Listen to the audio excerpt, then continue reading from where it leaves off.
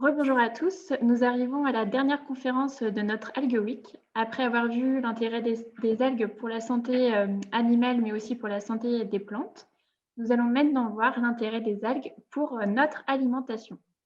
Durant cette Algue Week, nous avons eu à cœur de vous partager les missions et les rôles de Merci les algues, qui impulsent de nouvelles manières de consommer. Donc, aujourd'hui, nous allons avoir différents intervenants. Nous allons commencer avec les bienfaits des algues dans l'alimentation avec Hélène Marfin du CEVA. Puis, nous allons avoir une présentation de Sens Algues avec Jean-Yves Thébaudin. Ensuite, nous verrons avec Stéphane Mahé les algues pour plus de naturalité avec son nouveau produit innovant Algood.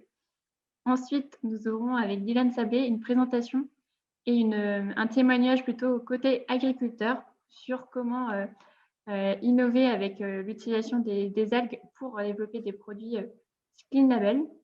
Ensuite, nous terminerons avec Frédéric Tréguier qui nous emmènera à la rencontre des algues sur les estrons. Donc, pour rappel, vous pouvez poser vos questions sur le chat de cette conférence. Nous reviendrons vers vous concernant les réponses dans les jours qui viennent. Par ailleurs, l'ensemble des conférences seront disponibles en replay sur notre site internet. Je vais donc maintenant laisser Hélène Marfin prendre le contrôle de la présentation et nous en dire plus sur les algues et notre alimentation. Ouais. Bon, bonjour à tous, bonjour Jeanne-Marie et merci. Donc aujourd'hui, je vais donc vous parler des bienfaits des algues pour notre santé et dans notre alimentation. Tout d'abord, ce qui me paraît important de souligner et d'illustrer, ce sont les principales espèces d'algues qui sont consommées en France en alimentaire. Alors tout de suite, ce qui est frappant, en fait, c'est que on voit qu'il y a des algues brunes, des algues vertes et des algues rouges.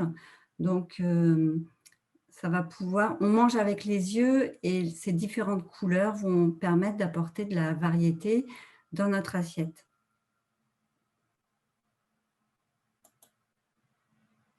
Ensuite,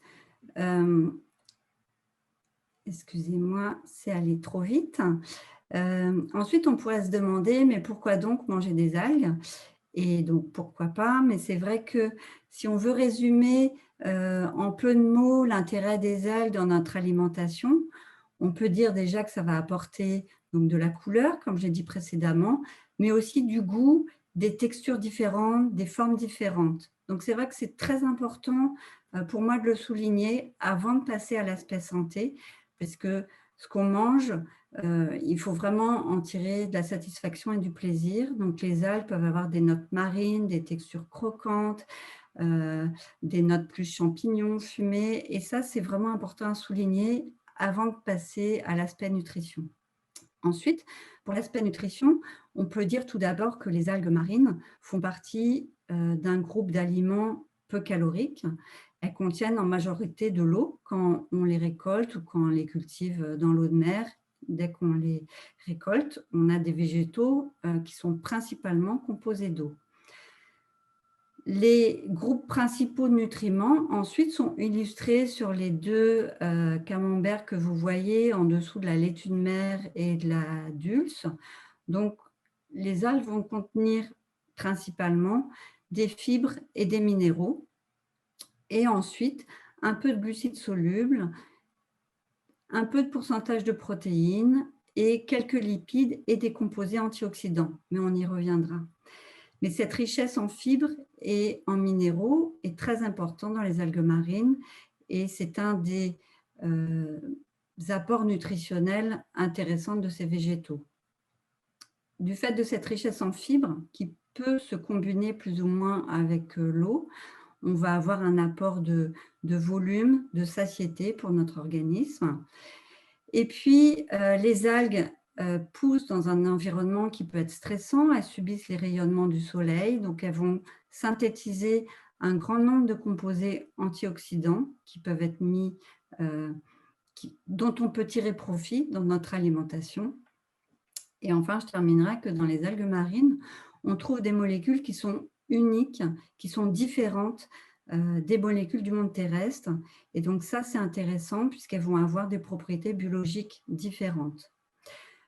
Donc, c'est vrai que les algues peuvent répondre aux préconisations en fait, de santé publique qui sont, on le connaît tous, de manger plus de fruits, de légumes, de manger plus de glucides et de fibres complexes. Les algues répondent tout à fait à ce message de santé publique. Pour aller plus loin, on va s'intéresser tout d'abord à la richesse minérale exceptionnelle des algues marines. Tout d'abord, l'apport en iode est vraiment une signature marine et une richesse exceptionnelle dans les algues. Les algues ont été récoltées pendant une centaine d'années justement pour extraire l'iode à destination de l'industrie pharmaceutique. Donc, ce n'est plus le cas actuellement. On utilise l'iode d'autres sources terrestres. En revanche, l'iode, il est toujours présent dans l'algue et l'iode, il peut être très important pour l'organisme.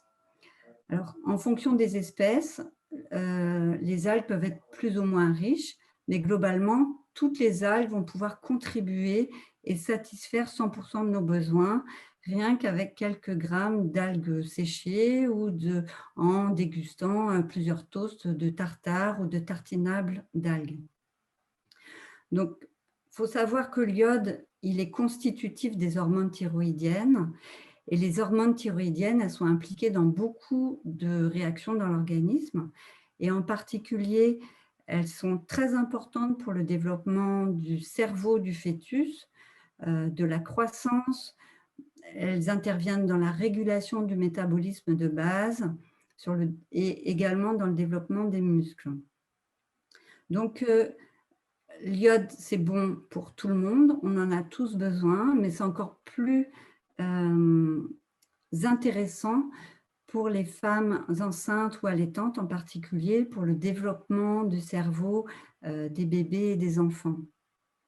De plus, actuellement, dans notre alimentation, l'iode, il est apporté principalement par les produits laitiers, en fait, et également par le sel de table qui peut être iodé, mais le groupe des produits laitiers est un contributeur assez majeur pour notre apport en iode quotidien. Donc, il y a des études qui commencent à montrer que certains consommateurs qui s'éloignent des produits laitiers ou qui s'éloignent des produits animaux en général vont être à risque de déficience, voire de carence en iode.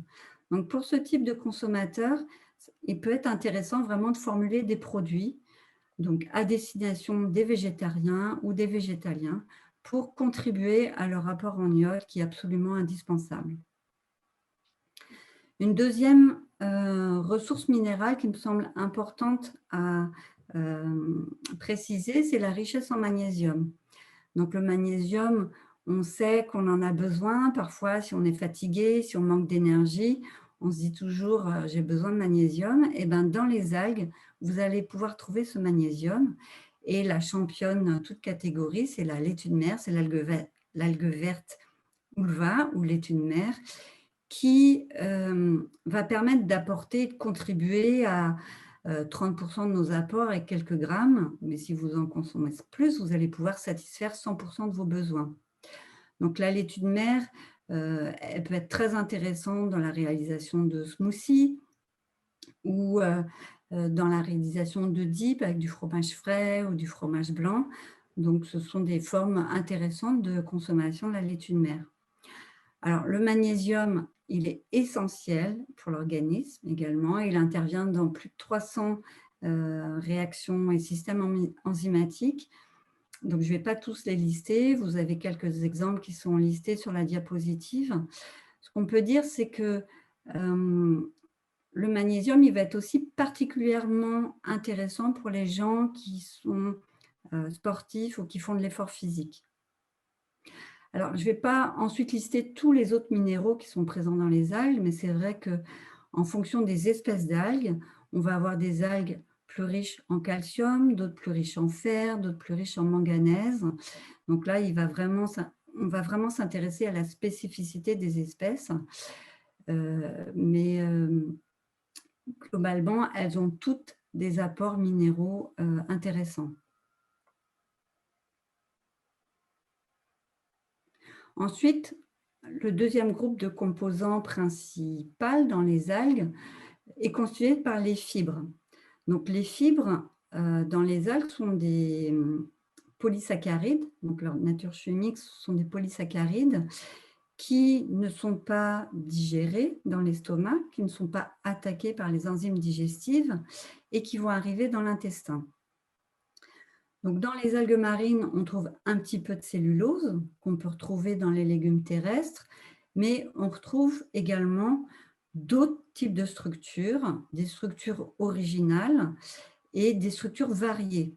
Donc, on va trouver différents types de fibres dans les différentes algues et même au sein d'une même espèce d'algue, il va y avoir plusieurs types de fibres. Donc, c'est intéressant, c'est que ce sont des fibres majoritairement solubles. Elles vont interagir avec l'eau pour apporter de la viscosité, gonfler, apporter de la satiété, comme je le mentionnais tout à l'heure. Et puis, elles ont des structures chimiques particulières. Elles possèdent du sulfate, donc on parle de polysaccharides sulfatés. Donc ça également, c'est une signature marine. Elles possèdent des sucres rares et on trouve également du mannitol. Du fait de ces structures originales, elles vont avoir des propriétés biologiques caractéristiques. Et en particulier, certaines vont pouvoir être fermentées, d'autres ne seront pas fermentées. Et le fait de pouvoir être fermentées va pouvoir potentiellement exercer un effet prébiotique. Donc, prébiotique, la définition actuelle de ce que c'est un substrat prébiotique, c'est un substrat qui va être utilisé par les micro-organismes de l'organisme, de l'hôte, et va pouvoir exercer un effet bénéfique sur la santé. Donc, dans cette thématique d'activité potentiellement prébiotique, on va retrouver en particulier des petits polysaccharides, donc des oligoxylanes, des oligoalginates ou des oligoagars. Donc, cette richesse en fibres structurales du point de vue de nutrition, de l'alimentation, va avoir globalement un effet sur le transit, va favoriser une bonne digestion et donc va permettre d'aller plus loin sur potentiellement des effets bénéfiques sur la santé via le microbiote. On a vu, d'ailleurs, des études ont montré que le microbiote des grands consommateurs d'algues, comme les Japonais, est différent et équipé des enzymes qui leur permettent de dégrader, de fermenter les fibres des algues par rapport au microbiote de consommateurs, de non-consommateurs d'algues, en particulier des Américains. Donc, cette étude qui a été publiée il y a presque une dizaine d'années maintenant, qui avait été initiée par des chercheurs de Roscoff, mettait vraiment en lumière que notre microbiote, finalement, s'adapte et s'équipe en fonction de ce que l'on mange par le transfert de gènes de bactéries présentes à la surface de l'algue dans le microbiote.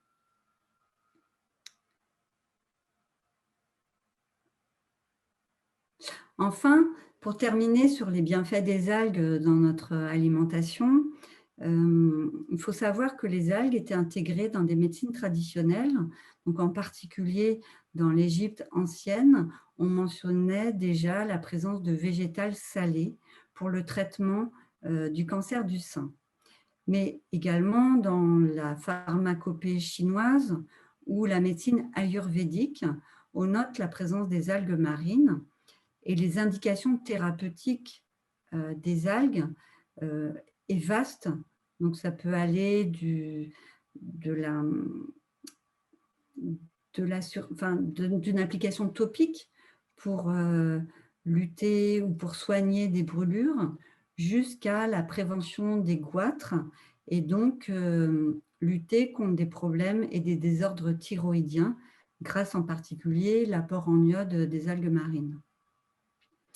Mais actuellement, il y a beaucoup d'études et de recherches qui sont menées sur l'incorporation des algues et l'activité des algues, les propriétés des algues vis-à-vis de ce qu'on pourrait nommer les maladies occidentales ou les maladies non transmissibles qu'on va regrouper dans la thématique du syndrome métabolique. Et les algues, dans vis-à-vis de ces maladies de désordre métabolique, peuvent être particulièrement pertinentes. En particulier, les algues, via leurs fibres, via leurs polysaccharides, vont pouvoir interagir avec le cholestérol, avec le glucose et vont permettre d'avoir un effet hypocholestérolémiant, vont pouvoir un effet hypoglycémiant, vont retarder le passage du glucose sanguin dans la circulation sanguine, vont également avoir des effets anti-inflammatoires pour prévenir la formation des plaques d'athérome. Et enfin, certaines molécules d'algues ou certains extraits d'algues vont aussi avoir des effets de diminution de l'hypertension. Donc, c'est vrai que sur la santé cardiovasculaire, sur la prévention de certains déséquilibres du syndrome métabolique, les algues peuvent être particulièrement pertinentes et ce que l'on voit à travers des études, d'abord in vitro, chez l'animal et maintenant de plus en plus des études cliniques chez l'homme. Sur la sphère contrôle du poids, réduction de l'obésité, il existe des études également qui montrent que les algues peuvent avoir un intérêt, en particulier sur l'augmentation de la satiété dans l'estomac. De ce fait-là, cette augmentation de la satiété peut conduire à une réduction de la prise énergétique, donc peut avoir un effet sur le contrôle du poids. Mais les algues peuvent avoir, donc certains caroténoïdes en particulier, peuvent avoir un effet d'inhibition des activités de la lipase pour réduire les taux de triglycérides circulants, pour réduire la différenciation des adipocytes et réduire l'accumulation de gras. Et toujours dans cette thématique contrôle du poids et prévention, ou en tout cas aide dans tout ce qui va aider la prévention ou la prévention de l'obésité. Des dernières études en Irlande ont montré que des extraits riches en polyphénol, riches en fluorotanins, pouvaient avoir un effet anti-inflammatoire, en particulier dans une population sujet à risque, de sujets obèses. Et donc ça va vraiment être intéressant pour rétablir la perméabilité de la membrane intestinale et réduire l'état inflammatoire de la membrane intestinale de certains sujets obèses. Donc voilà, donc on voit que en plus de la nutrition, on a de plus en plus d'études sur les activités biologiques et potentiellement les activités santé, réduction de facteurs de risque des algues, d'extraits d'algues ou de molécules vraiment purifiées des algues. Donc, de plus en plus des études sont menées au stade clinique et de plus en plus on va pouvoir avoir confirmation des effets qu'on observe in vitro. Je terminerai aussi sur les études épidémiologiques qui mettent en relation une moindre incidence, une moindre prévalence de certaines maladies, donc cardiovasculaires, mais également de certains cancers du sein, du côlon et de la prostate, dans des régions fortement consommatrices d'algues.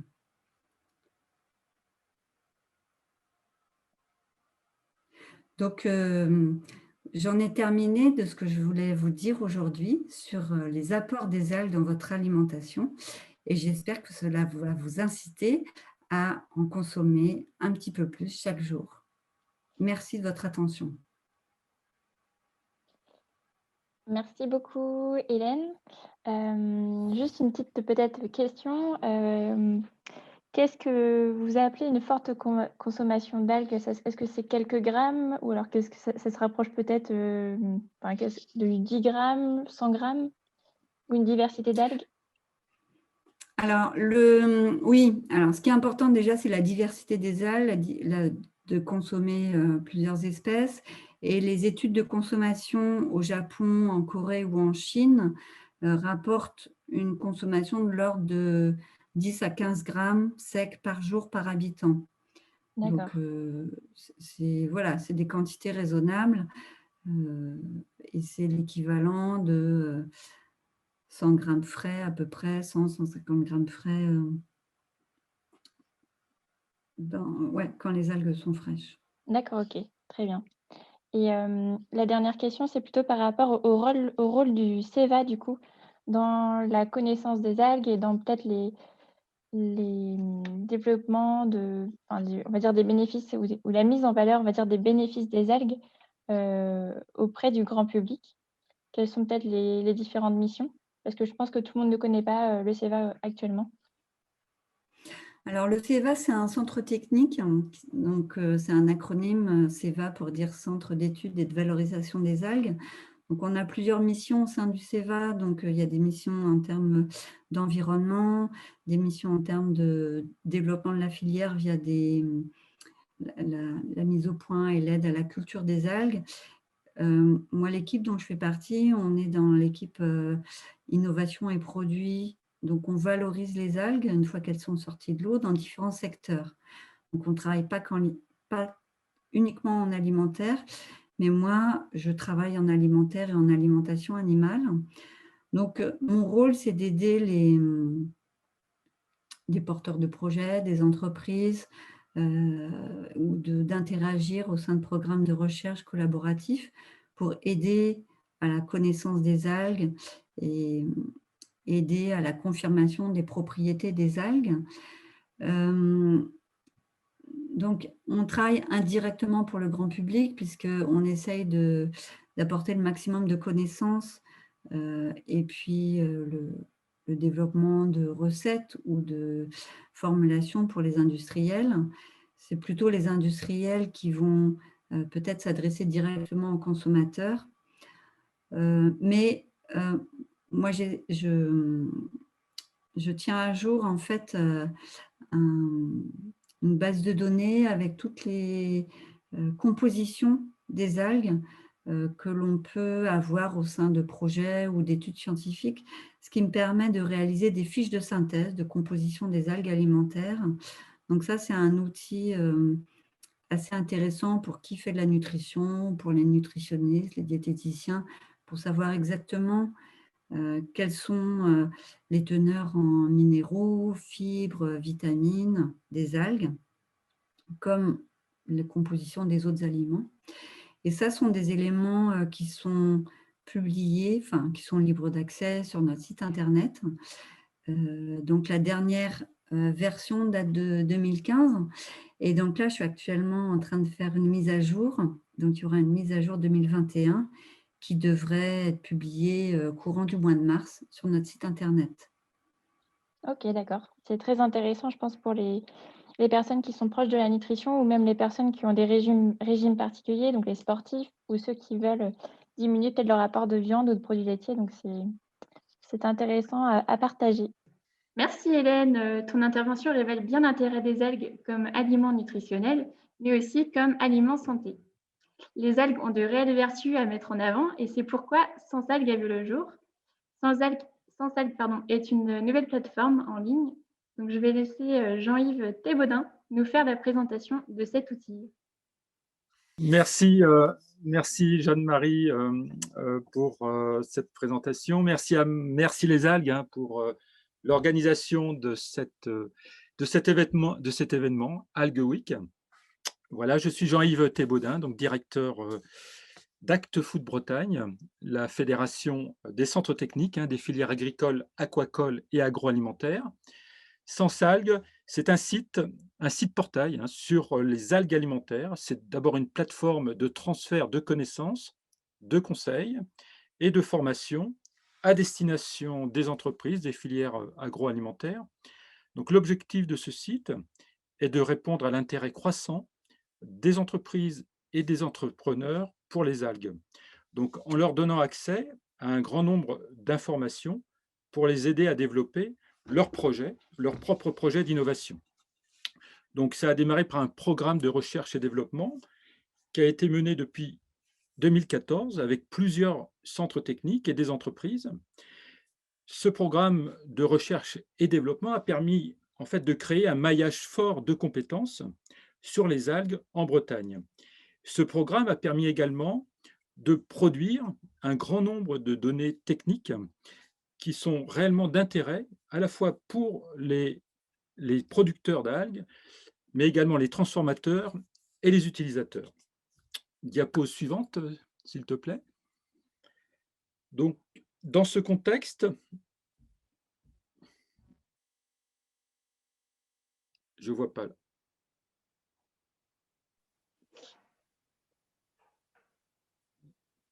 Voilà.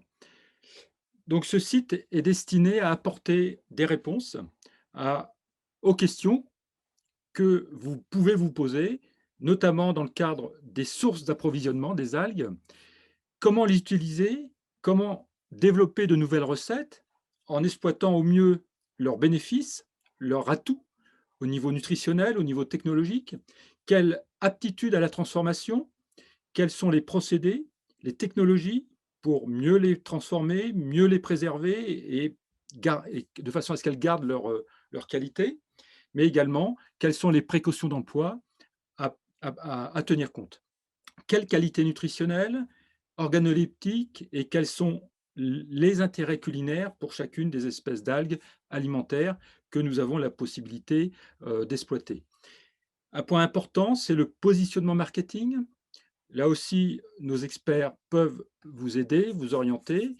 Et nous avons mené une étude sur la perception qu'ont les consommateurs sur les algues alimentaires. Donc, tous ces éléments vous conduisent à explorer de nouvelles pistes d'innovation pour les algues alimentaires.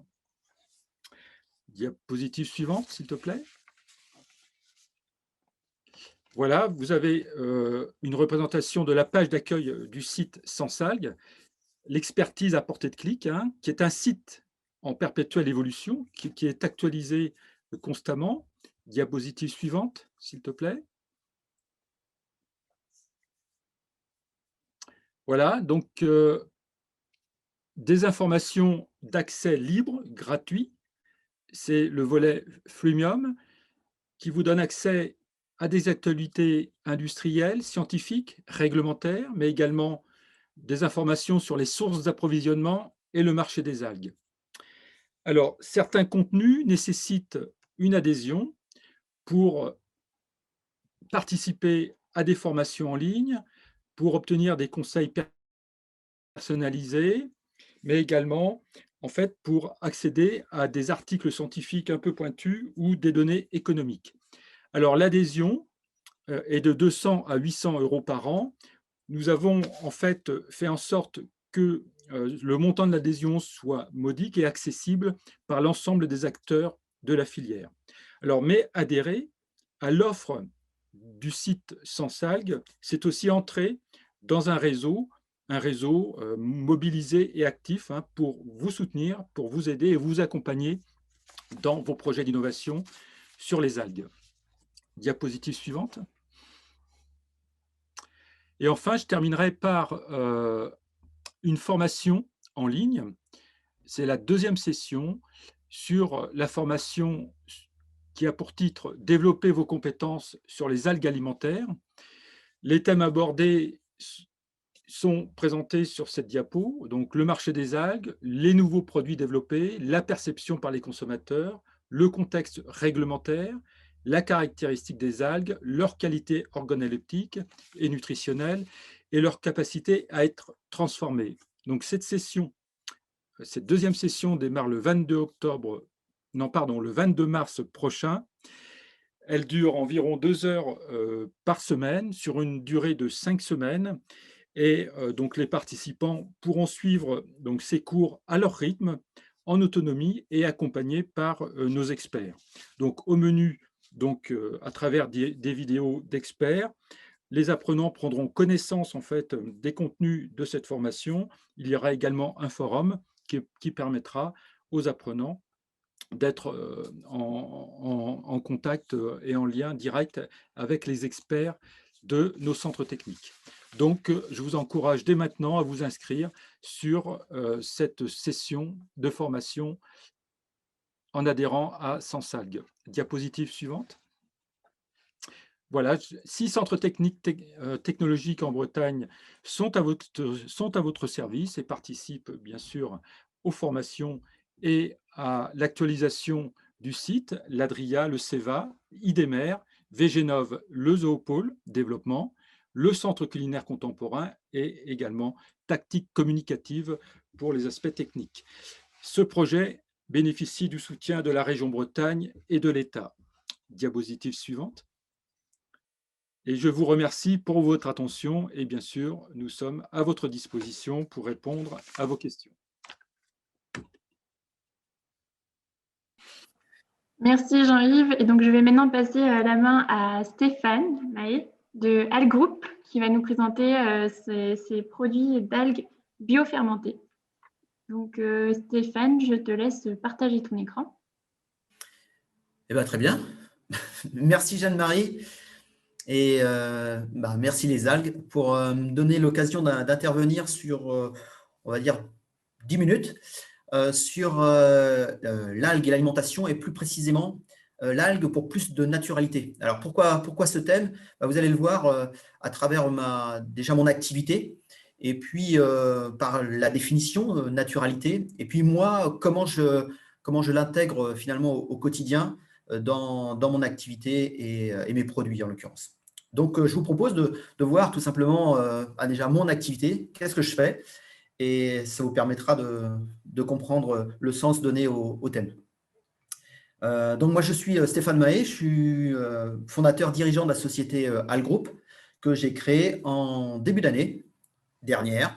Et donc, je fête mes 1 an. Et il y a une mise à jour qui se fait un instant. Hop, c'est bon. Oui, donc j'ai créé la société il y a 1 an. C'est une société innovante liée au process que je mets en œuvre pour transformer donc, des algues. Donc, je suis situé à Trégueux, à côté de Saint-Brieuc, dans un atelier dans lequel j'ai mon stock et mes machines pour pouvoir, on va dire, opérer au process de transformation et de conservation des algues.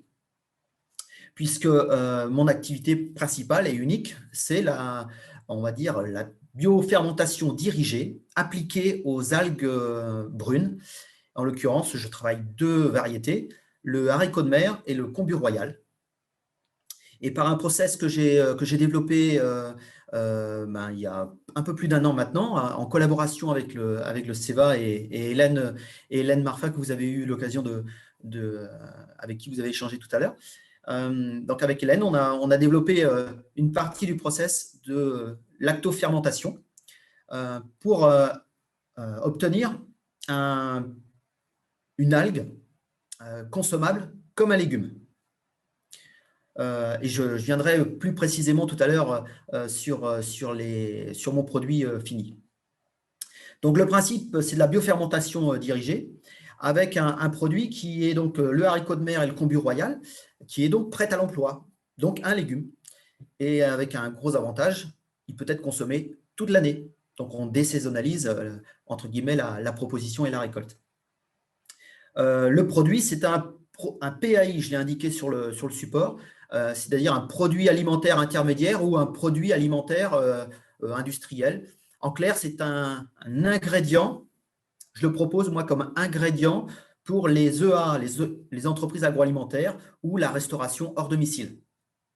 Donc, ce sont les 2 marchés sur lesquels je veux intervenir en tant que fournisseur d'un nouveau légume pour intégrer différentes recettes, des recettes plus connues finalement, en tout cas en termes d'usage, plus connues des consommateurs. Donc voilà ce que c'est mon activité depuis 1 an maintenant. Et je propose donc mes produits sous une marque, c'est la marque Algood. Donc en français, les bonnes algues. Bon, j'ai fait assez simple, mais c'est assez parlant, avec un slogan ou en tout cas le végétalgue breton. Donc, j'associe beaucoup les mots. En tout cas, ça marche et c'est la marque que je développe donc, auprès des entreprises agroalimentaires nationales et la restauration en domicile, même si en ce moment, c'est un peu plus compliqué d'atteindre le marché de la restauration hors domicile, qu'elle soit collective ou commerciale. Alors, mon projet a été soutenu par la région Bretagne, par Emergis. J'ai intégré l'incubateur il y a 1 an et demi maintenant. Je suis accompagné au quotidien par la Technopole de Saint-Brieuc, par le Zoopôle Développement. Je suis membre également de la French Tech Saint-Brieuc et je suis lauréat d'initiatives remarquables, du réseau Entreprendre aussi dernièrement. Et bien sûr, je suis adhérent de Sunsalg. Ça me paraissait évident et ça m'a apporté beaucoup d'informations concrètes et opérationnelles en tout cas pour aborder le marché. En tout cas, ça m'a apporté pas mal d'informations. Et puis, naturellement, merci les algues, c'était une évidence pour moi, compte tenu de l'activité et puis le partage des valeurs qui sont communes avec mon activité. Donc, voilà pour Algroup. Maintenant, le thème, c'était plus de naturalité. Mais qu'est-ce qu'on entend par plus de naturalité? Alors, bon, de façon assez générale, en alimentation, la naturalité, elle est quand même recherchée. Ça, c'est clair. Elle est recherchée par 80% des consommateurs. Ça, c'est une étude qui date un petit peu de TNS et Mediaprism de 2012-2013.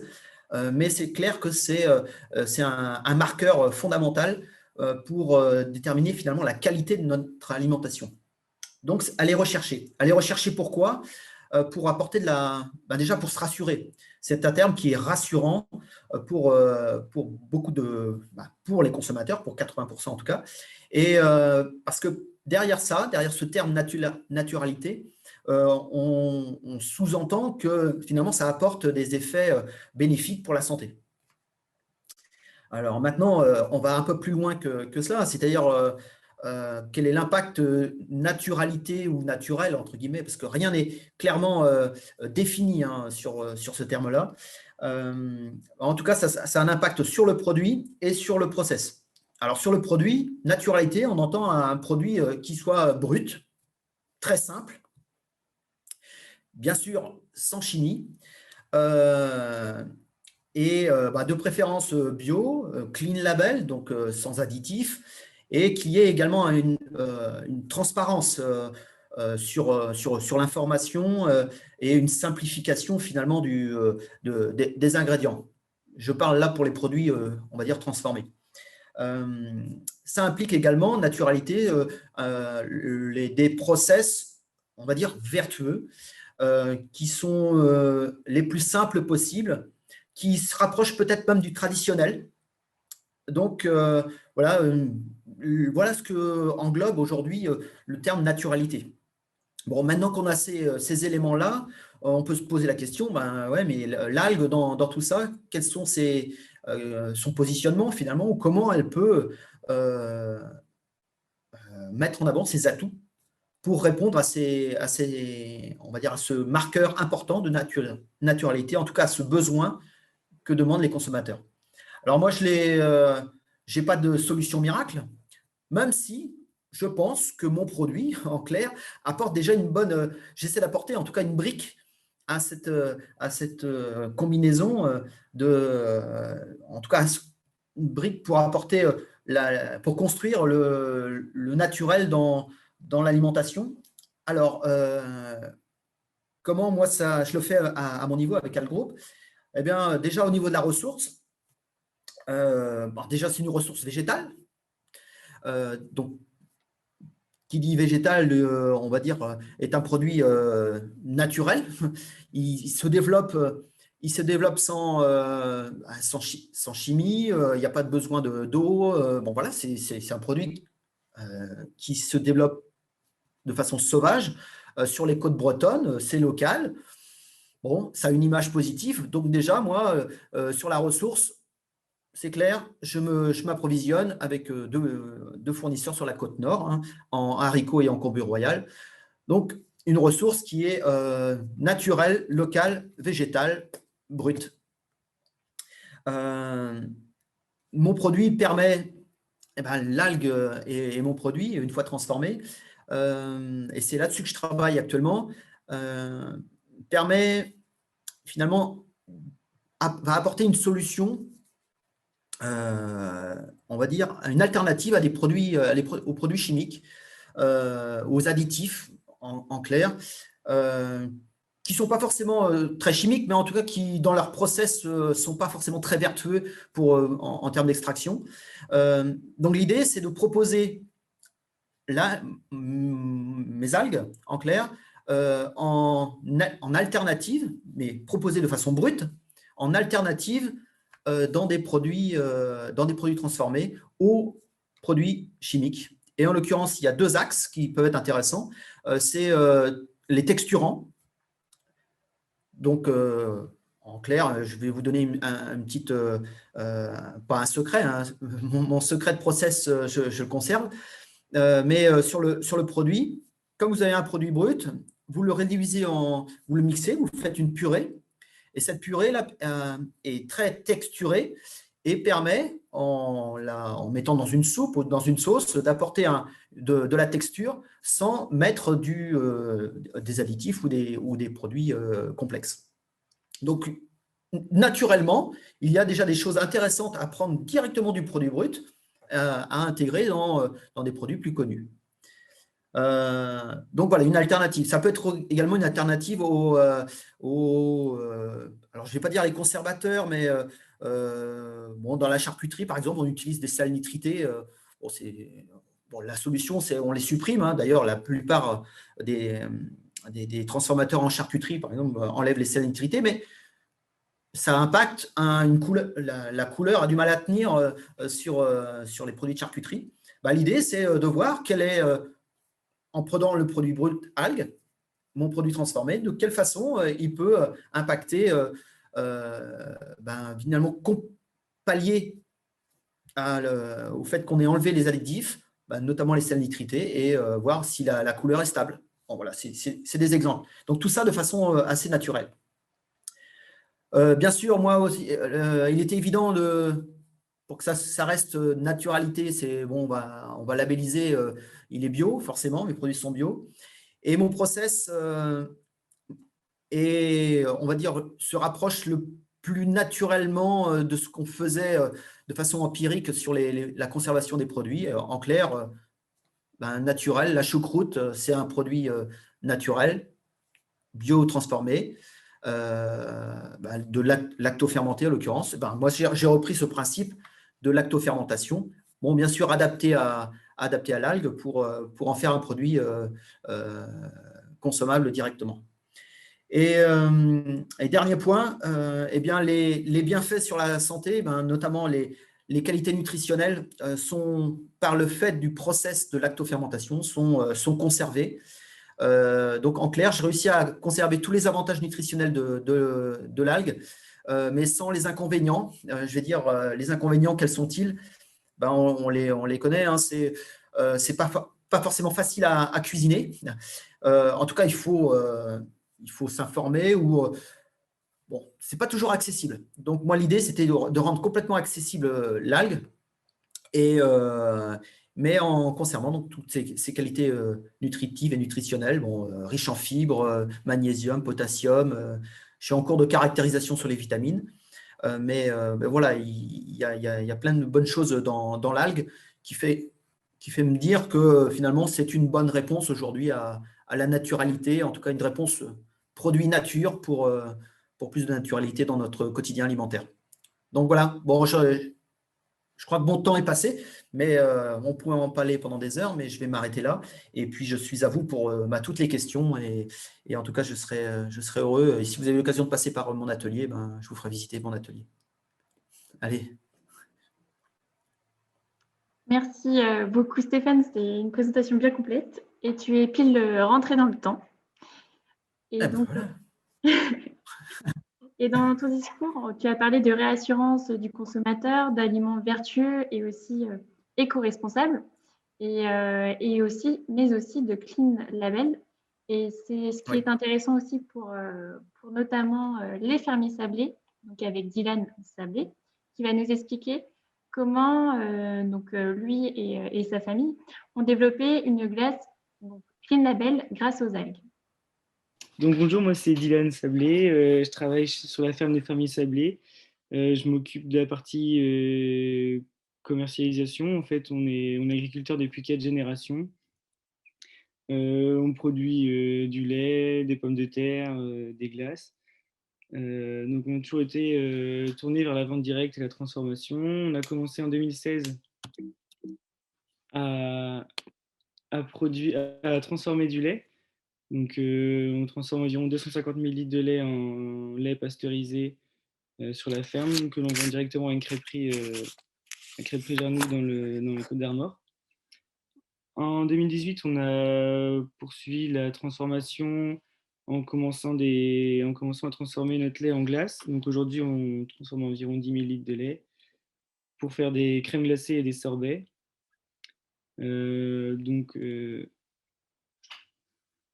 On produit une quinzaine de références qu'on distribue dans les GMS au local, donc c'est-à-dire à 60 km environ autour de la ferme, dans des épiceries fines, des magasins de producteurs, en vente à la ferme et surtout au restaurant.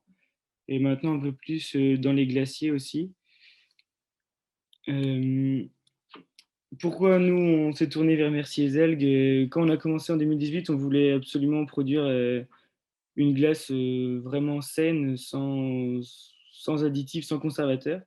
Et le rôle de l'algue rentrait parfaitement dans ce qu'on cherchait pour nous. Donc on ajoute un extrait d'algue dans les préparations de glace. C'est un stabilisant et ça permet d'apporter de la texture et de la stabilité à nos crèmes glacées et sorbets, ce qui permet de retirer les additifs et les conservateurs. Et aujourd'hui, ça nous permet d'avoir une glace entièrement saine, contrairement à ce qu'on peut trouver ailleurs, en fait. Et ça nous aide dans la communication aussi actuellement. Bon, merci de m'avoir écouté. Vous pouvez nous retrouver sur Facebook, sur les fermiers sablés et sur Instagram aussi, avec quelques photos qui vont bientôt arriver. Donc, n'hésitez pas à nous suivre. Merci beaucoup, Dylan. Et j'ai envie de te demander à quand la glace aux algues? Et peut-être plus tard. Donc maintenant, je vais laisser la parole à Frédéric Tréguier, parce qu'il faut savoir que les algues, c'est quelque chose qui est accessible et que les algues, on peut aller les récolter nous-mêmes sur l'estran. Et donc, Frédéric est aussi gérante de l'épicerie des algues. Donc, Frédéric, je te laisse prendre la main. Bonjour, je suis Frédéric Tréguier, donc je suis gérante de l'épicerie des algues. Vous avez vu auparavant un peu déjà toutes les utilisations que l'on peut faire avec les algues. Et nous, en fait, on va partir à la rencontre des algues. Alors, juste un petit mot pour savoir pourquoi j'en suis là aujourd'hui. J'ai tenu un food truck de burger depuis en 2014. Je l'ai fait pendant 5 ans. Et puis, j'ai voulu me recentrer sur des valeurs plus proches de ce que j'aimais, donner un sens à mon travail, et notamment autour de l'environnement, du bien manger, du zéro déchet et du bien-être. J'ai rencontré des personnes qui étaient autour des algues et ça m'a donné envie de développer ce produit plus précisément. Et avec la Bretagne, on est quand même bien servi. C'est un produit qui est naturel, qui est local, qui est sain et qui est bon. Donc, ça m'a vraiment envie de développer l'épicerie des algues. Donc, la slide suivante. Donc, en fin 2018, j'ai ouvert l'épicerie des algues. C'était d'abord un e-commerce avec des produits culinaires et cosmétiques à base d'algues. Puis, j'ai donc fait une formation avec Foodalgue pour être animatrice de sorties algues. Mais j'ai également lancé des randonnées gourmandes autour des algues à la saison 2019. Donc, les saisons les animations sont saisonnières. Et là, elles vont commencer en mars. Donc, je suis ravie de retrouver l'estran et les algues. Et donc, je vais maintenant vous parler de ces fameuses sorties algues. Qu'est-ce qu'on y fait? Alors, dans une sortie algues, on évoque auparavant, malgré tout, les bonnes pratiques, parce qu'il ne s'agit pas de détériorer l'environnement dans lequel on est. Je souhaitais rendre accessible et démocratiser ce produit qu'on a vraiment juste en se baissant. Donc, on évoque les bonnes pratiques. On reconnaît différentes algues, environ 10-12 algues différentes sur 2 heures de temps. On échange évidemment sur les bienfaits, tout ce qui est oligo-éléments, toutes les vitamines que peuvent contenir chaque variété d'algues. Et on apprend après, une fois qu'on a cueilli nos algues, on apprend à faire quelques préparations qu'on va pouvoir déguster tout de suite après. Slide suivante. Alors, pour les bonnes pratiques, évidemment, on ne récolte pas les algues d'échouage. Même si toutes les algues sont bonnes à consommer, on fait attention donc à aussi ne pas récolter à côté d'un site de pollution. On fait attention évidemment à son environnement, on ne retourne pas ou on ne déplace pas tous les cailloux pour notamment chercher la crevette ou le bigorneau. On coupe les algues au ciseau et on ne les arrache pas. Ainsi, on préserve la ressource et je ne prélève que ce dont j'ai besoin. Alors, slide suivant. Alors, je vous ai mis ici quelques algues qu'on connaît bien, le Fucus serratus, la laitue de mer, la dule. Ce sont vraiment les algues très communes que l'on va retrouver sur les estrants bretons, à savoir qu'il y a malgré tout 700 variétés d'algues. Donc, ça laisse encore beaucoup de connaissances. Je sais qu'on a quelques savoirs, mais toutes ne sont pas encore étudiées. Donc, c'est un puits encore immense de connaissances. Et nous, en tant qu'animateurs, pareil, c'est vraiment intéressant de voir tout ce l'on peut trouver comme ça à nos pieds. Slide suivant. Alors, pour l'atelier cuisine, donc on a ramassé nos algues, on a cueilli nos algues, on les a conservées dans notre seau avec un peu d'eau de mer. Ça va nous permettre de les nettoyer et de pouvoir enlever tous les petits coquillages et les grains de sable qu'ils ont. Et ensuite, on va se retrouver donc à les séparer et avec 3 petites recettes, on va pouvoir on les a déjà goûtées auparavant sur l'estran en vrai et cette fois-ci, on va les transformer très simplement pour garder évidemment la nature du produit. Et on va découper et évidemment, l'incontournable, on va faire un tartare d'algues avec les algues qu'on aura récoltées. Donc, souvent, c'est de la laitue de mer, de la dulce, de la nori. On va aussi avoir du haricot de mer. Voilà, je vais aussi trouver des algues qu'on a moins l'habitude de trouver dans le commerce, mais qui sont malgré tout comestibles et qui ont en plus un goût pour certaines assez prononcé. Donc ça intéresse toujours évidemment les participants parce que cette fois-ci, on n'est plus sur l'atténuation du goût, mais cette fois-ci, on va vraiment comparer tous les goûts que l'on va retrouver dans la nature. Donc, on va faire donc 2 recettes salées et une recette sucrée pour montrer justement que l'algue, quand elle est fraîche comme ça, elle n'est pas aussi forte que quand on l'a en sec. Et elle s'associe très bien, notamment sur des energy balls qu'on peut faire en sucré. Donc, slide suivant. Donc, j'ai évidemment des projets à venir parce que tout ça me donne toujours plein d'idées à développer. Alors, j'ai des randonnées gourmandes où j'ai 2 parcours et je suis en train d'en finaliser un 3e. Pour vous parler un peu plus des randonnées gourmandes, en fait, on est sur un parcours de 12 à 18 km. Je vous prépare un pique-nique algo-sourcé. On fait également une animation sur l'estran et puis on a le temps pendant le parcours d'échanger sur les algues. Je développe également, ça y est, ça va être sûrement courant mars, un jeu familial, un Algo Game, qui est un peu sur le principe d'un escape game, mais avec d'une chasse au trésor où il y a des défis autour des algues. Donc, c'est un jeu sur la plage. Je vais faire aussi des séjours algo-sourcés. Et je souhaite à moi, mais du coup, je vais pouvoir demander aux autres participants de faire un tartare d'algues parce que je pense que j'ai besoin d'informations par rapport à ça. Donc là, j'ai vraiment des conseils à avoir et j'aimerais me rapprocher de l'algoculture, notamment de la laitue de mer. Donc voilà, enfin, en tout cas, grâce à tous ces partenariats, je souhaite encore développer et communiquer sur les algues. Et parce que vraiment, à chaque fois que je m'intéresse à une algue en particulier, je trouve que toujours c'est une ressource extraordinaire. Slide suivante. Donc, je vous remercie de votre attention. Vous pouvez me retrouver sur les réseaux sociaux, notamment Instagram et Facebook, sur la page de l'épicerie des algues. Et je remercie merci les algues de me faire participer à l'Algue Week. Merci beaucoup. Voilà, merci beaucoup Frédéric. C'était très intéressant et ça donne envie d'aller avec toi faire une rando algo-sourcée et de goûter au tartare d'algues et de pouvoir prendre l'air tout simplement en ces temps où on reste un petit peu confiné et ça fera du bien. Et donc, comme tu l'as dit, les algues, c'est un puits immense de connaissances et aussi de valorisation.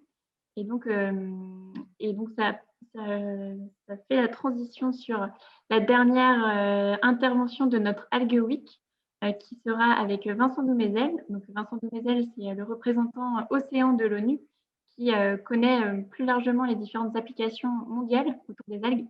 Donc, ça permettra d'ouvrir le sujet sur les algues. Donc, je vous invite à rester aussi le regarder. En attendant, je vous remercie tous pour cette conférence très intéressante sur l'alimentation et les algues. C'est vrai que c'est un sujet très complet et qu'il faudrait plus de temps pour l'approfondir. En tout cas, c'était une belle introduction.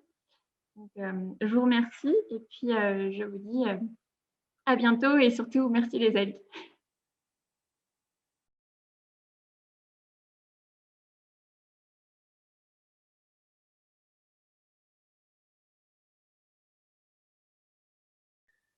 Alors merci Jeanne-Marie et félicitations pour avoir récupéré tous ces témoignages des personnes qui sont impliquées dans nos filières Merci les algues. Alors c'est vrai que depuis le début des conférences, vous avez pu découvrir beaucoup de choses très intéressantes, notamment le monde des algues, leur histoire et leur fabuleuse histoire et puis les caractéristiques qu'elles peuvent avoir pour améliorer les cultures, améliorer l'alimentation. On a pu entendre Bernard Cloirec, Anne-Sophie Burlot qui nous ont expliqué toutes ces connaissances qui sont un bien historique au niveau de la Bretagne.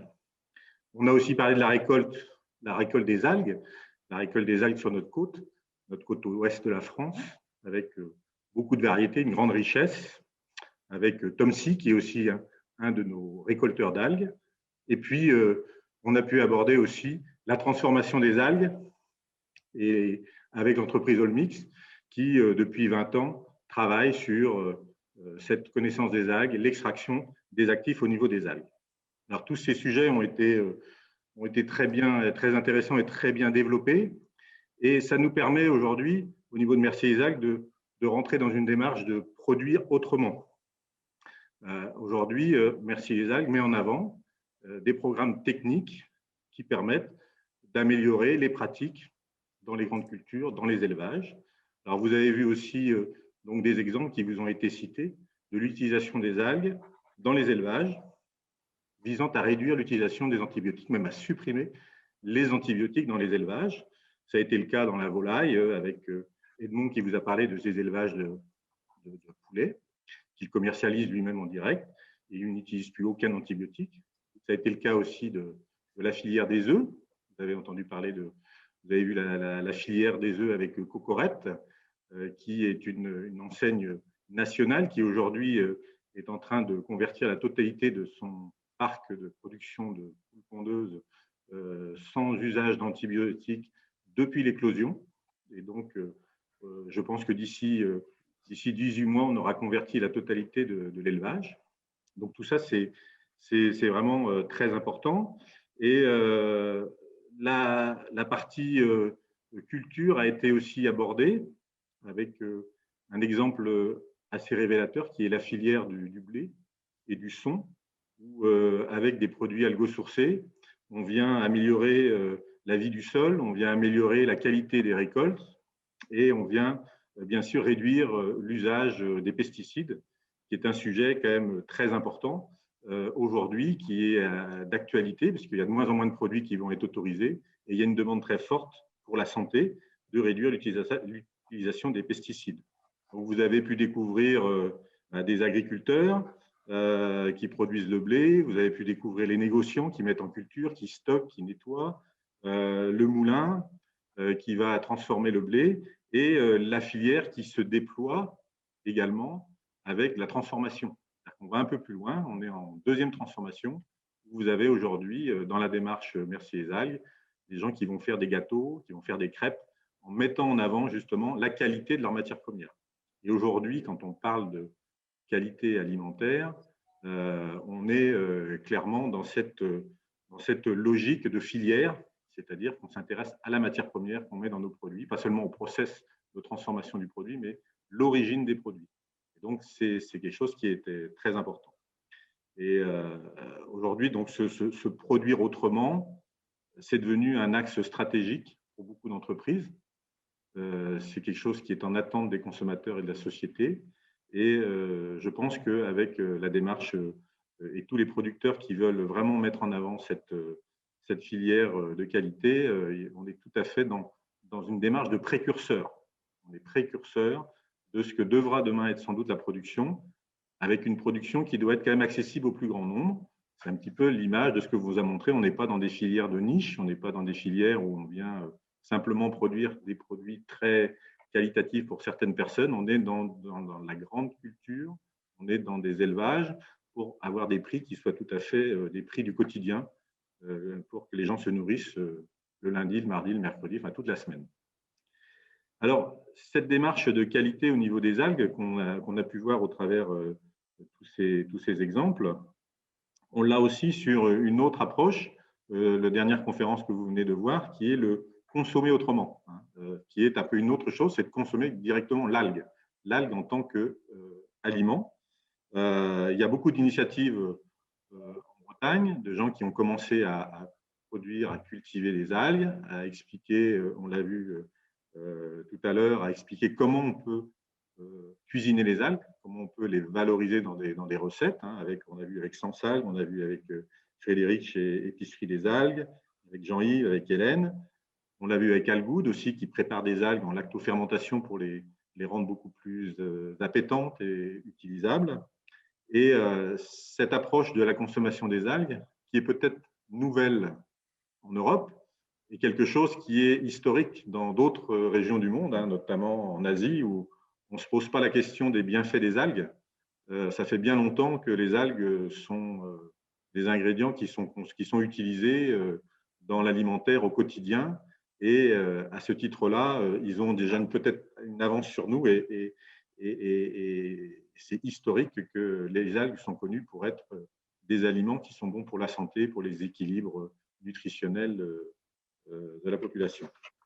Alors, cette démarche et toutes ces conférences que l'on a fait au niveau de Merci les algues, c'est pour vous montrer justement l'intérêt de cette association Merci les algues, qui est de fédérer toutes ces initiatives qui sont très très vastes en France aujourd'hui. On parlera du monde un petit peu tout à l'heure, mais déjà en France, où on est un des premiers producteurs d'algues avec la récolte qu'on peut faire sur nos côtes.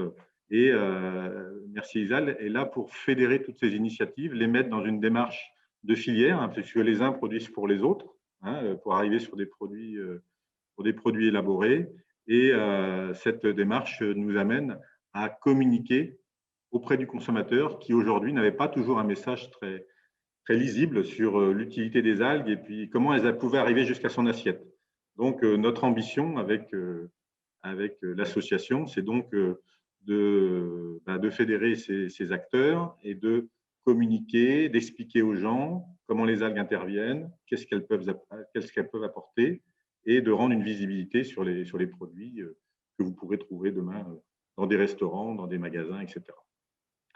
Alors maintenant, donc, pour clore cette série de conférences, il nous avait paru intéressant d'ouvrir un peu le sujet des algues, parce que nous, on l'a abordé avec un certain périmètre, hein, qui est le nôtre, notamment sur la France.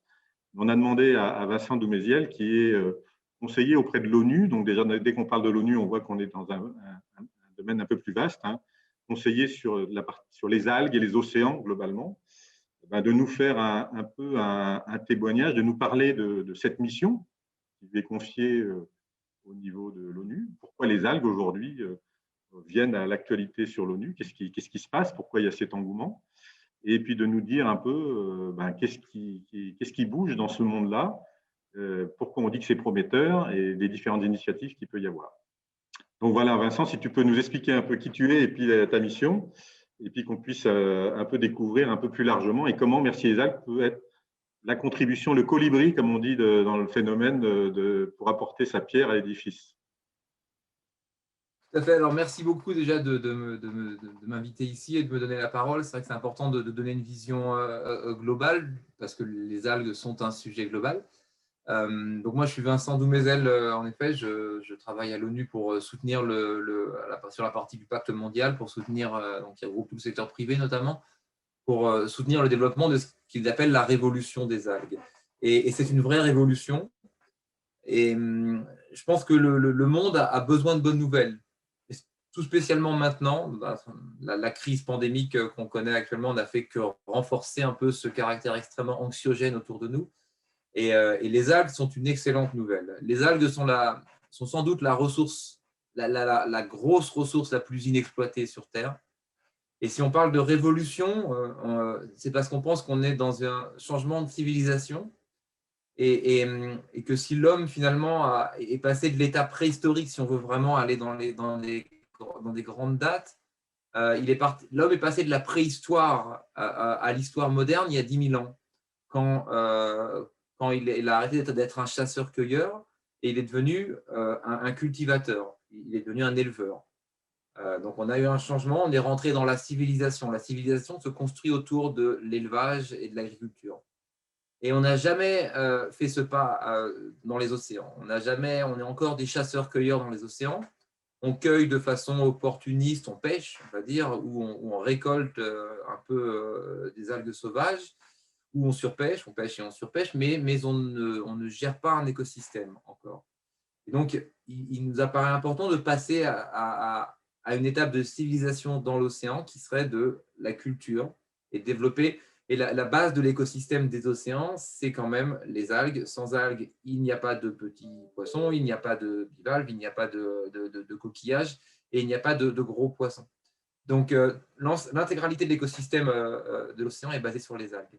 Et donc, en soi, c'est un élément absolument essentiel. Et en soi, c'est une révolution si on devient des cultivateurs dans les océans. Alors, pourquoi il y a un tel engouement? Parce que ça répond à tous les grands défis de notre génération. Et je pense que notre génération, elle est la première à être aussi concernée et aussi consciente par ces grands défis. Ces grands défis, ils sont multiples. On va parler d'abord, et ils sont regroupés au sein de l'ONU dans ce qu'on appelle les objectifs du développement durable. Et les algues répondent admirablement à un ensemble de ces objectifs du développement durable. Le deuxième objectif, c'est la faim dans le monde, réduire la faim dans le monde et la malnutrition. Les algues sont une solution exceptionnelle. Et je dirais même plus, moi j'ai un parcours plutôt dans l'agroalimentaire auparavant, et les algues sont une solution unique parce qu'on n'a pas d'autre solution pour nourrir le monde de demain. Le monde, aujourd'hui, on a 300 000 personnes tous les jours à nourrir en plus sur Terre. Tous les jours, 300 000 personnes en plus à nourrir. On a déjà 1 milliard de personnes ou presque qui meurent de faim et le chiffre ne fait que croître. On ne parle même pas de ceux qui souffrent de malnutrition, des enfants qui ne peuvent pas croître et grandir correctement, qui sont en mauvaise santé. On a des rendements qui n'augmentent pas sur Terre. On a utilisé à peu près toutes les terres arables disponibles ou accessibles. On a une part croissante des biocarburants, de nos céréales qui partent en biocarburants. Donc vraiment, et parce qu'en plus, on a des modèles alimentaires qui deviennent de plus en plus exigeants en calories, car de plus en plus basés sur de la viande, notamment des pays émergents. On estime que dans les 50 années à venir, on devra produire autant de nourriture que dans les 10 000 années passées en cumulé. Donc, si on reste sur ce que nous offre, les solutions que nous offre la Terre, on n'y arrivera pas. Ça, c'est certain. Aujourd'hui, les océans couvrent 70% de notre planète. Ils contribuent à moins de 3% de notre alimentation en calories. C'est complètement sous-exploité. C'est un domaine complètement sous-exploité et les algues sont sans doute le plus sous-exploité de ces éléments dans l'océan. Donc, il y a une vraie réponse. Et en termes de nutrition, on le sait et on l'a dit, et de nutrition directe ou indirecte, que ce soit en alimentation animale, en alimentation pour les plantes qu'on va ensuite manger, ou en alimentation directe, où on mangera des algues. Les algues offrent des solutions exceptionnelles à ces niveaux-là. Et je pense que de plus en plus de gens s'en rendent compte. Donc les algues sont en effet une solution à l'alimentation humaine, l'alimentation animale et des biostimulants naturels pour les plantes. On se rend compte aussi que ça répond à un certain nombre d'autres enjeux et d'autres enjeux critiques pour notre planète. La pollution, par exemple, les algues vont nettoyer, vont restaurer la biodiversité des océans. Et je parle de restauration parce que le développement durable, on n'est même plus là. C'est-à-dire qu'on a déjà éradiqué 50% de la biodiversité des océans. On n'est plus dans une logique de préservation ou de développement durable. On est dans une logique de restauration. Si on veut restaurer la biodiversité des océans, il faut planter. On n'a plus le choix et ça commence encore une fois par les algues. Donc là, il y a un enjeu majeur à la perte de biodiversité au niveau mondial qui est colossal. Et les algues peuvent apporter une solution. Les algues peuvent apporter une solution à la pollution du plastique aussi. On voit qu'il y a de plus en plus de solutions intéressantes développées dans les algues, avec des composants à base d'algues pour remplacer le packaging, les emballages plastiques. Donc là encore, il y a beaucoup d'engouement sur ce sujet à travers le monde. Il y a des sociétés, il y a une société anglaise, tout à fait, anglaise et française, qui font des choses admirables sur le sujet et le sujet se développe très très bien. On a aussi des nouveaux médicaments à mettre en place et dans une période comme celle qu'on traverse, c'est évidemment prometteur de se dire qu'on a encore beaucoup de choses à exploiter au niveau des algues pour soutenir nos solutions médicales. On a aussi un nouveau type d'aquaculture à bâtir, complètement régénératif et non plus extractif. Aujourd'hui, notre modèle d'aquaculture qui se développe très vite, qui est le secteur de l'alimentaire qui se développe le plus vite, mais qui est dans une vision purement extractive, il faut qu'on arrive à créer un modèle de permaculture en mer, un modèle régénératif, où on intègre les algues à cette nouvelle aquaculture. Et ça, c'est quelque chose qui est très prometteur aussi. Enfin, un des objectifs essentiels du monde entier, c'est de réduire la pauvreté. Et les algues peuvent être un vecteur à accomplir cela, puisqu'on voit que les algues vont offrir des ressources et du travail à des populations côtières, des ressources qui n'existent pas aujourd'hui et du travail qui n'existe pas aujourd'hui. Donc, ça va créer ces ressources. Et si on veut même aller plus loin, on se rend compte que dans les pays émergents aujourd'hui, dans les exemples qu'on a aux Philippines, en Indonésie ou en Tanzanie, les algues vont fournir du travail avant tout aux femmes. Jusqu'à 80 ou 90% en Tanzanie du travail lié aux algues est fait par les femmes, y compris dans des positions dirigeantes. Et ça, c'est vraiment novateur et ça va être un vecteur d'autonomisation des femmes et répondre aussi à un des objectifs importants qui est une plus grande parité, notamment dans les pays émergents. C'est le seul secteur qui connaisse une telle, ou presque, enfin, en tout cas dans l'agroalimentaire, qui connaissent une telle prépondérance du rôle de la femme. Et ça, c'est important aussi, c'est quelque chose qui parle beaucoup à tout le monde dans la période qu'on traverse. Donc voilà, je pense que, et évidemment, j'allais oublier un des plus importants aussi, on a un réchauffement climatique qui arrive, qui est absolument colossal et anxiogène, et la COP26, dans quelques mois, va être un événement fondamental là-dessus, où on va réaliser à quel point nous sommes en retard. Et de plus en plus de voix s'élèvent pour dire que finalement, il est déjà trop tard pour arrêter d'émettre. C'est-à-dire que même si aujourd'hui on arrêtait d'émettre du carbone, on aurait déjà, ça mettrait 30 à 40 ans à avoir un impact au niveau de l'atmosphère. Et dans 30 ou 40 ans, les dommages du réchauffement climatique seront déjà monstrueux.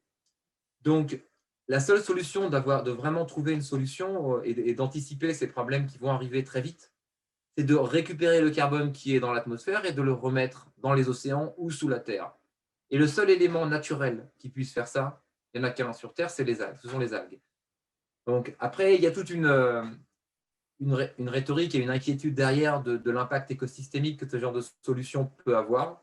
Mais aujourd'hui, les algues, et c'est encore plus vrai, je dirais, dans les pays anglo-saxons, aux États-Unis, en Angleterre, sont vues comme une solution au réchauffement climatique, si ce n'est la solution. Donc, on ne va pas rentrer dans les débats de savoir si planter du métal dans les océans pour favoriser la production des algues aura une conséquence positive ou négative sur notre civilisation. Mais en tout cas, les algues sont vues comme un acteur essentiel de la lutte contre le réchauffement climatique, et on travaille aujourd'hui très, très activement, presque tous les jours, au niveau de l'ONU, avec la COP, avec des intervenants qui veulent éviter le réchauffement climatique en utilisant mieux les algues. Une algue, elle pousse de 30 cm par jour. Si on prend les macrocystis du Chili, elle pousse de 30 cm par jour jusqu'à 60 mètres de hauteur. Aucun élément terrestre ne peut être en compétition avec ce genre de séquestration de carbone et ce volume. Donc voilà, il y a un ensemble. Les algues répondent, pour répondre à la question, les algues répondent à un ensemble de défis de notre génération. On est la première génération à en être conscient. Et donc, on est la première génération à devoir trouver des solutions. Et les algues sont une solution. Et c'est pour ça qu'elles ont un tel succès aujourd'hui. C'est pour ça que tout le monde se dit, mais finalement, tout est à mettre en œuvre. Et en effet, si on met à part l'Asie du Nord, pour le coup, qui est très développée au niveau de la solution des algues, en tout cas dans l'agroalimentaire, le reste du monde est encore dans la préhistoire. On est dans la préhistoire de l'histoire des algues. On ne connaît rien, on ne comprend rien aux algues, ni à leur comportement et à leurs conditions génétiques. Ce qu'il faut comprendre justement dans cette mission qui était donnée par l'ONU, c'est cette prise de conscience qui aujourd'hui, dans ce que tu évoques, sur l'importance des algues, et cette prise de conscience, elle est certainement faite par tous ces exemples que tu es en train de citer. Alors donc, si on veut être concret, un peu comment on peut faire pour justement essayer de renforcer ces liens entre les différents projets qu'on peut voir de droite et de gauche, comment on peut, je dirais, accélérer le mouvement. Et voilà, donc sans doute avoir une reconnaissance, avoir une capacité à mobiliser et à aider au développement de ces projets. Quelles sont les missions un peu que l'ONU imagine pouvoir apporter pour ce développement? Alors, dans un premier temps, on a élaboré ce qu'on appelle un manifeste pour les algues. D'ailleurs, des intervenants en Bretagne y ont contribué. Pour établir sur la base d'un consensus scientifique global l'intégralité du potentiel des algues et les problèmes, les barrières qui se posaient pour vraiment améliorer et augmenter considérablement les solutions liées aux algues. Donc, ce manifeste, il est disponible, on peut le consulter sur www.seaweedmanifesto.com, seaweed comme algue en anglais. Vous pouvez aller le consulter là-dessus. Et c'est vraiment un petit document très court qui a réuni la Banque mondiale, la FAO, l'ONU, le WWF, les associations chinoises, japonaises, coréennes, pour travailler ensemble et pour reconnaître un peu le potentiel de l'algue. Sur la base de ce manifeste, ce qu'on a vu en effet, et ce que tu mentionnes, c'est un manque de collaboration en local et en global autour de l'algue. Aujourd'hui, l'algue, il y a un certain nombre de choses qui lui posent problème. Il y a deux éléments qui nous ont semblé saillants à nous et sur lesquels on travaille actuellement et où on va apporter une réponse très collaborative. C'est le manque de collaboration en soi. C'est-à-dire qu'aujourd'hui, on est dans un environnement où il y a très peu de collaboration. Il n'y a pas d'organismes internationaux qui développent le secteur des algues, qui soutient le développement du secteur des algues. L'Union européenne fait des choses. Les États-Unis font d'autres choses qui parfois sont en concurrence. Il n'y a aucune communication. Au niveau des petits producteurs, les braves pionniers qui veulent commencer à se lancer dans cette nouvelle civilisation sont seuls et isolés et n'ont aucun support et n'ont aucun soutien. Et de l'autre côté, les investisseurs très nombreux qui veulent investir dans l'algue parce qu'ils perçoivent ce potentiel inexploité de l'algue ne savent pas comment faire et n'ont personne à qui s'adresser pour trouver des projets qui répondent à leurs besoins d'investissement. Et donc, nous, on veut créer cette première plateforme qui réunisse tous les acteurs du monde de l'algue, du producteur au consommateur, en passant par tous les grands de l'agriculture et les Nestlé, Danone, Cargill, Unilever et autres. Donc, on va lancer cette plateforme qu'on a financée On va la lancer le 17 mars. Elle sera hébergée en France, elle sera hébergée en Bretagne, au CNRS, à la station biologique de Roscoff, qui l'animera. Et évidemment, avec un ensemble de partenaires au niveau global, encore une fois, très important, et une représentation très vaste au sein de cette coalition. Cette coalition, elle ne va pas être là juste pour créer de la collaboration, elle va être là pour pallier aussi à un autre manque réel au niveau des algues, qui est la définition de standards communs, de référentiels communs et de réglementation commune. Voilà. On n'a aucune réglementation commune au niveau, au niveau des systèmes alimentaires. On est dans un vide réglementaire dès qu'on veut aller dans l'utilisation des algues, que ce soit sur les plantes, même chez les animaux, même en food, enfin en alimentaire. Tout à fait. On est devant des vides un peu sur ces réglementations. On est dans des vides et des incohérences surtout. C'est-à-dire, si on prend le problème de l'iode, qui est un énorme problème pour la production française, par exemple, parce qu'on a une tolérance à l'iode qui est très basse, selon la réglementation française, à peu près la même que celle de l'Europe et pas très loin, pas très éloignée de celle des États-Unis. Et on se rend compte que finalement, la tolérance en iode au Japon et en Corée, où ils mangent de l'algue tous les jours, elle est 100 fois supérieure. Donc, pourquoi un pays, et qu'aucune maladie, aucune prévalence de maladies liées à l'iode n'a été identifiée dans ces pays-là? Donc, pourquoi un pays qui mange de l'algue tous les jours a une tolérance sur l'iode 100 fois supérieure? La seule réponse qu'on a obtenue, c'est qu'on ne savait pas. Et les gens qui ne savent pas, ils ne veulent pas prendre de risques et donc ils définissent des standards qui sont parfois très, très conservateurs, on va dire. On va avoir la même problématique. Il y a plus de problèmes par manque d'iode que par excès aujourd'hui. Exactement, dans les problèmes de sanitaire, tout à fait. Et on a le même problème sur la confusion récurrente sur le cadmium, sur l'arsenic organique ou non organique. Sur le cadmium, on a vu qu'il y avait des problèmes, tout ce qui était les métaux lourds. On se retrouve avec des références où les tolérances sont moins élevées que pour la plupart des céréales qu'on mange tous les jours. Donc, il y a un vrai travail d'uniformisation. Et là, la FAO nous soutient et va poser les algues au niveau global, va poser un référentiel global au niveau des algues, enfin, auquel l'intégralité des États et l'Union européenne devra se conformer. Et donc, nous, on aura pour travail de développer ce référentiel global, par exemple, de façon collaborative, ensemble. On va amener tout le monde à travailler ensemble. La sécurité alimentaire, c'est un domaine profondément non compétitif. Et donc, ça amène les acteurs à travailler beaucoup plus ensemble qu'avant. Ça a été visible dans l'agroalimentaire, ça sera visible dans les algues. Ce n'est pas le seul sujet sur lequel on veut travailler. Il y a aussi tout ce qui est l'aspect de la sécurité environnementale. On l'a vu, le potentiel des algues est très important, mais il y a et notamment en Bretagne, où on a ce traumatisme des algues vertes. Dès qu'on parle de culture d'algues, on a une peur liée à l'invasivité potentielle de ces algues et à la perte de contrôle autour de ces algues. Et développer un standard et des bonnes pratiques et des guides qui puissent sécuriser à la fois les opérateurs et ceux qui vont donner les licences pour opérer, les organismes accréditants pour les licences et les autorités locales. Si elles ont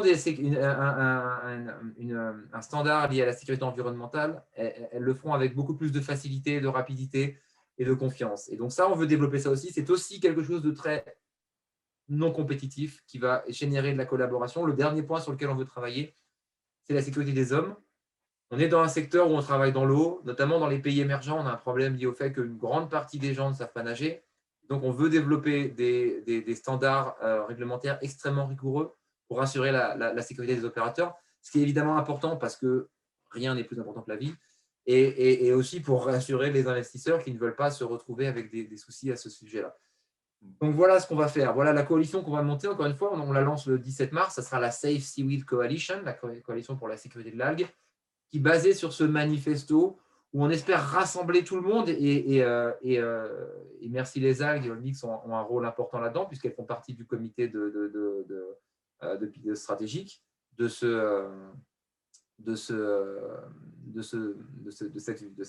cette coalition, pardon, excuse-moi. Et donc, on lancera cette coalition et pour vraiment apporter des solutions et pour que tout le monde travaille ensemble. Et on ne veut pas du tout remplacer des coalitions ou des systèmes existants. On a besoin, on voudrait idéalement une coalition de coalitions ou une coalition de groupes. Donc, une structure comme Merci les algues, elle rentre parfaitement dans notre modèle, puisqu'on va agréger tout le travail que vous faites avec ce qui est fait dans d'autres pays pour un peu répliquer les bonnes pratiques, pour partager le savoir, pour que ça se diffuse un peu mieux et qu'on ait un impact beaucoup plus grand. On voudrait agréger tout ça sur un secteur non compétitif qui est celui de la sécurité, qui pourra sans doute donner lieu à des collaborations qui iront bien au-delà de la sécurité et à des investissements, et que cette coalition soit aussi une place pour les investisseurs, un endroit où les investisseurs puissent s'adresser à des gens et puissent un peu identifier tous les programmes d'algues qui existent. C'est un beau projet, hein. Nous, on est complètement partant, hein. C'est sûr que d'avoir un socle réglementaire, technique qui soit beaucoup plus solide, c'est important. Nous, on arrive beaucoup aussi pour vulgariser. Peut-être faut aussi penser à l'éducation, hein, parce que si on veut vulgariser la consommation des algues, etc., donc la démystifier un peu, leur montrer toutes ses qualités. Là, c'est là un peu où on se positionne avec Merci les algues, c'est justement de partir de ces savoir-faire, de tous ces hommes, d'avoir une réglementation qui nous permette d'agir, mais après, derrière, d'amener ce message des algues jusqu'aux consommateurs, je dirais même jusqu'aux écoles, aux enfants, etc., pour qu'ils puissent apprendre les bienfaits des algues. Et c'est là que, effectivement, nous, on se sent tout à fait à l'aise pour contribuer à cette participation dans cette coalition. Et en tous les cas, on y va avec beaucoup d'engouement et puis d'ambition pour partager. Et puis sans doute aussi beaucoup de partage avec d'autres acteurs, hein. C'est vrai que là, on est dans un milieu, nous, on travaille déjà avec notre savoir-faire français, qui est important. On le voit, il est très diversifié et très important. Il a besoin d'être un peu regroupé, unifié pour avoir une meilleure impact. Mais si on multiplie ça à l'échelle d'autres pays, comme je viens de nous en parler sur les potentiels qu'il peut y avoir à droite à gauche, d'abord, on va découvrir des nouvelles utilisations d'un pays à l'autre. On va croiser des connaissances sur les algues et ça ne peut que se développer et s'encourager. Donc, en associant la vulgarisation, l'éducation, la vulgarisation de l'algue à tout ce qui est fait sur la partie connaissance scientifique et tout ce que tu as évoqué sur les aspects, je pense qu'on peut boucler une boucle très, très propice et fructueuse pour le développement, quoi. Je pense qu'on peut être de façon encore plus ambitieuse. Déjà, tu as tout à fait raison, il faut dire aux gens, et c'est essentiel, que manger des algues, c'est bon pour leur santé, parce que c'est un végétal d'une très grande richesse au niveau nutriments. Et c'est bon pour leur santé et c'est bon pour la planète. Parce que c'est aussi un élément extrêmement durable, extrêmement positif pour la planète. Donc ça, c'est un message qui est important. Et je pense qu'on est tous finalement des activistes 4 fois par jour. Chaque fois qu'on décide ce qu'on va manger, ce qu'on va boire, on vote pour le monde qu'on veut voir naître demain. On a tous un impact énorme dans notre consommation, sur les changements qui s'opèrent à travers le monde. Et ça, il faut toujours, tous les jours, s'en souvenir. Et je pense qu'à la fin, on pourra peut-être se souvenir de nous comme étant la première génération qui aura vraiment réussi à utiliser les algues pour nourrir l'intégralité de la planète, pour réduire au plus bas la faim dans le monde et la malnutrition, pour être la première génération à nourrir la planète de façon saine et durable. Et ça, je pense qu'on va y arriver tous ensemble. Mais ça ne pourra être que tous ensemble. C'est super, merci. Comme on dit, consommer, c'est voter. Donc, nous, on vote pour Merci les algues. On te remercie, Vincent, de ce témoignage. Donc, on sera présent, bien sûr, le 17 mars pour cet événement qui va regrouper beaucoup d'acteurs sur les algues.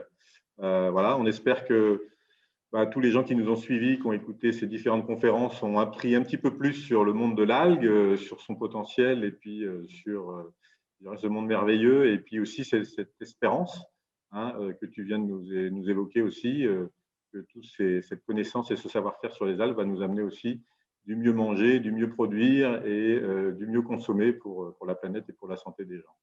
Merci à tous et puis à très bientôt pour d'autres informations sur les algues. De toute façon, vous nous reverrez régulièrement sur les réseaux pour parler et continuer à vous parler des bienfaits des algues. Merci Vincent et puis au revoir à tous. Merci à vous. Merci. À bientôt.